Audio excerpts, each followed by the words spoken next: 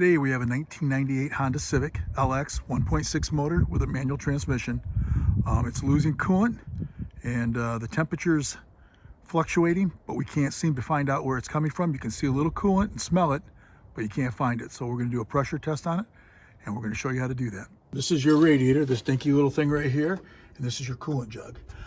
This car I've driven 125 miles and we cannot seem to find the leak. It doesn't seem to be a hose. It doesn't seem to be the radiator net. I have a pressure tester kit, but it does not fit this car. So I'm going to show you what we did to alleviate that problem. This is my pressure tester, and this works for the majority of the cars and stuff like that. You have your adapters. You pump it up once you put it on the radiator, or a lot of times you put it on the coolant jug. You've got different adapters that fit different cars.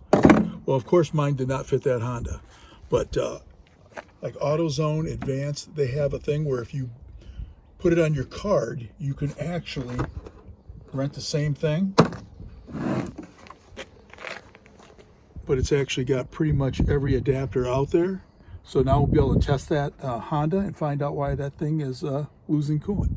Sometimes you end up putting on the coolant jug, and this one, you actually put it on right here, and this is the correct size. Just screw it down there until it locks in, like that. Put this on top. Now most cars run between 10 to 16 PSI. I believe this one is 13. And when you pump it up here with this gauge, you can see it's got different PSI, 15 all the way up to 26. You don't want to overdo it. If your car calls for 13, you go to 12 or 13, that's plenty. But hopefully once we do this, we'll finally find out where that leak is. As you can see, it's dry in here, but yet when I drive it down the road, there's some coolant coming out from someplace. So hopefully once I pump this up to some pressure, it's going to squirt out.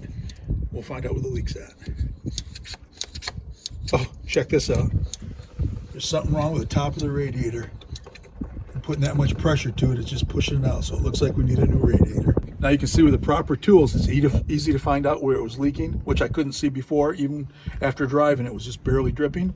So rent this tool like this, put it on your car, and hopefully it'll be that easy to find out. It might be a hose, it might be the radiator, but at least that's how you pressure test a car, and that should be the same for any vehicle. So hopefully that helps you.